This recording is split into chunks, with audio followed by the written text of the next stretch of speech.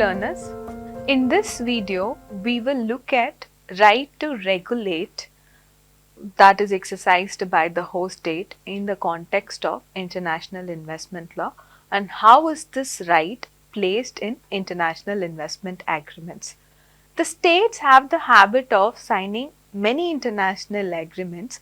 So, whatever treaties the state signs, there is a limitation that it voluntarily undertakes in respect of the exercise of its sovereign power.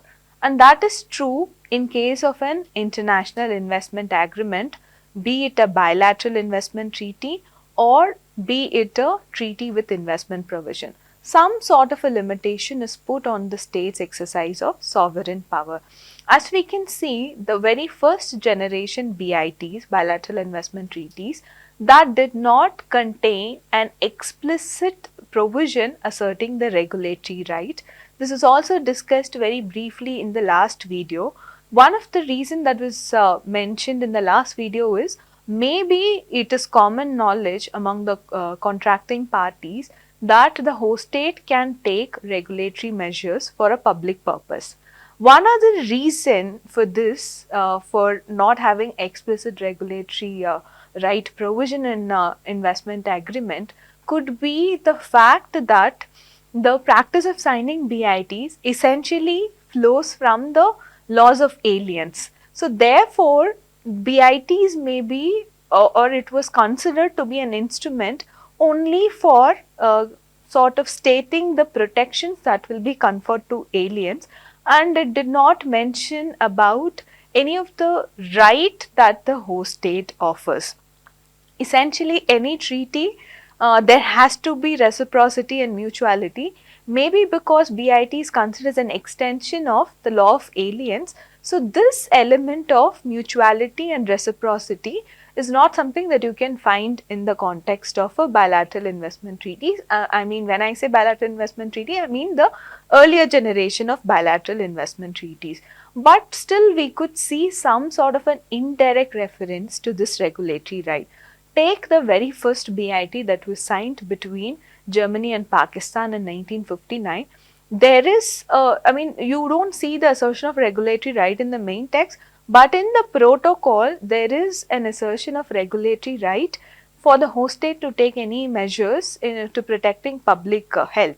So, some sort of an indirect reference to right to regulate is mentioned in the very first BIT also. But then later on, when the states started mentioning about the right, regulatory right in the main text of the bilateral investment treaties itself, mainly you would find this regulatory right in the context of a general exception clause. So, what is this general exception clause in a BIT? So, this clause is drafted and included in a bilateral investment treaty primarily for preserving the policy space of the host state. So, pursuant to this particular clause, host states can take any measure provided the measure is taken in a non-discriminatory and justifiable manner, even if it violates any of the BIT protections given in the BIT. The host states are shielded from the investors filing an investment dispute. So, that was the nature of a general exception clause. So, regulatory right can be seen in the context of general exception clause, where the policy space of the host states are preserved through such clauses. One other way in which the regulatory right gets mentioned in an BIT is that it can also be seen as an exception to the provision that talks about protection against expropriation. So, in a BIT there is a provision, protection against expropriation. So, it is a investment protection standard wherein the host states are undertaking a obligation not to expropriate the property of the investor, right, the investment of the investor. So, by including an exception in this particular provision against expropriation, we could see that the regulatory right of the host state gets asserted. So, a regulatory taking could be shown as could be inserted in the provision as a non-compensable expropriatory measure. Again, there could be any conditions that could be placed for an expropriatory measure to be non-compensable. For example, it should be taken for public purpose, it should be taken for in a non-discriminatory way, it should not be done in an arbitrary way. So those sort of limitations could be placed. So what we've seen is either it could be the regulatory right was asserted in the form of a general exception clause or as an exception to the expropriation provision itself. I think this practice of making it an exception to expropriation provision started with the United States. So United States came out with the model BIT in 2012, which aspires to be a balanced treaty. What do we mean by balanced treaty? Like I mentioned earlier, the earlier generation BITs only contained obligations on the part of the host state and it contained protections to the foreign investor. But nowadays, the countries are in the process of drafting a balanced treaty that contains the rights and obligations of the foreign investor as well as the host state. So, there are certain rights that are conferred on the host state itself. There could be many reasons for this particular shift from drafting a bilateral investment treaty that was predominantly favoring the foreign investor to drafting a balanced treaty. One such reason could be traditionally the countries that were considered to be capital exporting countries now started facing investment disputes filed against them as well.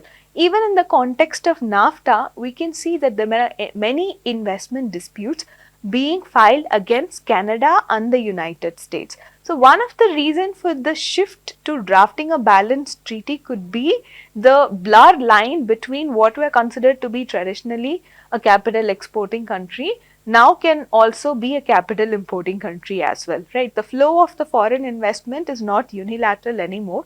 So, therefore, that is why the state started focusing on drafting a balanced treaty in order to preserve its regulatory right or preserve its policy space.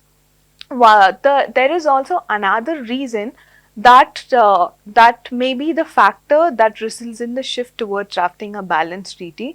For instance, Professor Swarna Raja says that because of political expediency, now there is a shift for drafting balanced treaty. One example that he gives is that what we see is there are many globalization protests against globalization, and these protests against globalization are sometimes aimed at multilateral investment agreements. So in that context, in the light of these protests, the countries are now drafting a balanced treaty that also asserts the right of the host state as well.